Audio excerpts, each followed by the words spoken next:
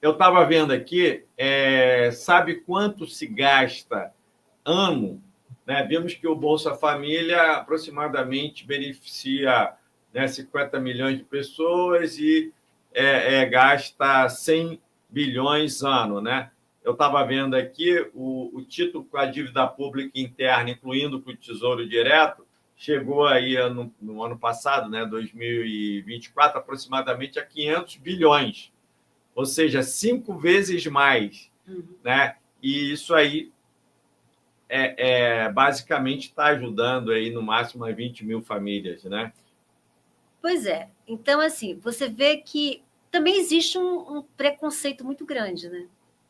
Em você ajudar as pessoas de baixa renda, como se você tivesse desses. Aí entra a questão da polarização política. Se ajuda pessoas de baixa renda, você é esquerda. Se você dá meios para ela poder subsidiar a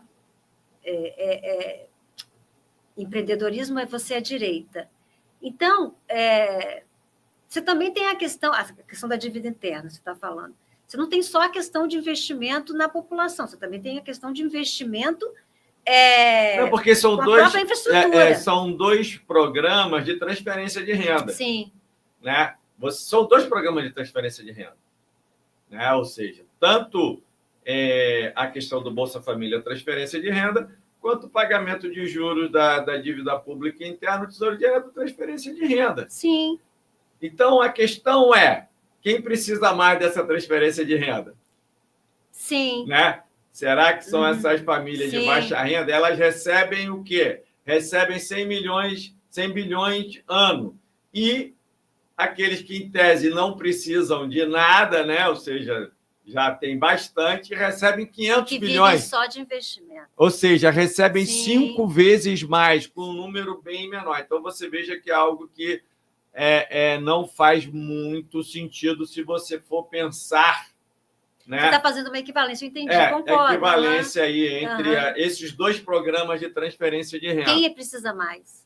Porque um é vendido como benesse para ajudar os pobres. E isso aí é uma benesse para ajudar os ricos, aos que têm mais.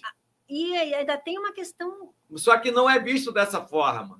A população é manipulada para enxergar isso como sendo risco, investimento, e não tem, né? Sabemos que não tem no Tesouro Direto, o risco não existe. Né? Não existe. E com a desvantagem, né?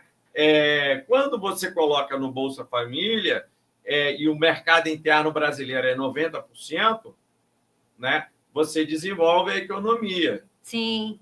Né? Tinham pesquisas que faziam esse estudo, o quanto que entrava de real no Bolsa Família aumentava no PIB. Sim. Né? Pois é. E quando você coloca esse dinheiro, né, na dívida pública, no Tesouro Direto, para remunerar esses juros, né, basicamente esse dinheiro vai continuar na especulação financeira, não vai trazer nenhum benefício para o PIB. Então, eu ainda vou colocar uma pitadinha aí, trazer para o Espírito Santo.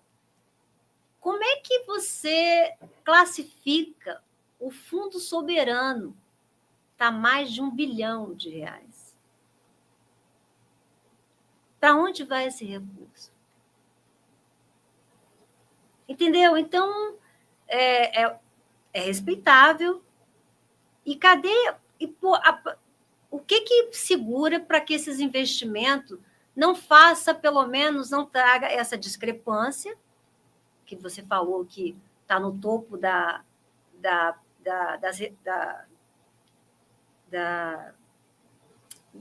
falando da pesquisa do Espírito Santo, né? Está no topo a questão da fome, da inflação, né? E aonde estão os investimentos do Estado para que isso não seja discrepante? Estava tentando lembrar. Há uma discrepância. O Folha Vitória é segurança com 23,39%, atendimento em postos de saúde, 14,61%, população do Espírito Santo.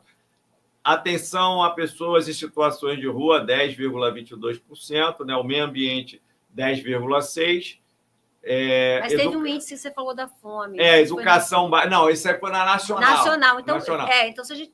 Tá. Mas a fome não existe no Espírito Santo? Existe. Existe. Não, a preocupação com a fome entra aqui, né, a atenção às pessoas em situação de rua. 10% da população, né, que é basicamente a questão da fome. E você ainda tem... essas pessoas em situação de rua não têm acesso à Bolsa Família. Não tem. Como é que ela vai... Você tem um critério para Bolsa Família. Você tem que preencher um cadastro. Ou seja, então, voltando à questão essa equivalência que você falou, né? Tesouro Direto, Bolsa Família e o Fundo Soberano. Aonde que entra? Concorda? E principalmente, eu estava falando da despoluição de rios e baías, da questão dos programas da CESAM. Não existe nos programas da CESAM educação ambiental. Educação ambiental não é você colocar na mídia. Educação ambiental é você fazer dinâmicas nas comunidades. Isso poderia integrar, concorda? O que essa comunidade se beneficiaria fazendo aquilo? Ou seja, não, Sandra, mas para isso é eleito vereadores. Tá, ok. Mas se não há de um lado, poderia haver do outro.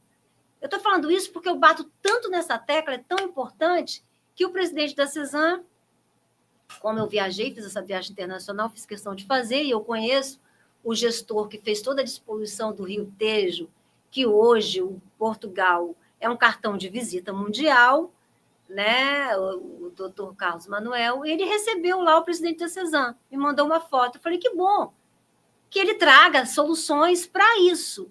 Mas, Sandra, você está falando de despoluição, isso é algo... Isso é um projeto de Estado, você não resolve isso numa gestão. Você resolve isso durante 20 anos. Você tem que começar. Agora, você vai pegar aqui, eu quero ir para as cidades da Itália, eu quero ir para a União Europeia, onde os rios são despoluídos. Tá, mas eles começaram lá atrás. A gente tem que começar. Isso você vai trazer resultado em tudo. A população estão de rua, a população de baixa renda. Você vai dar alimentos para essas pessoas que não podem ter, porque está tudo sujo, cheio de lama. Os manguezais são poluídos, aonde produz uma série de crustáceos.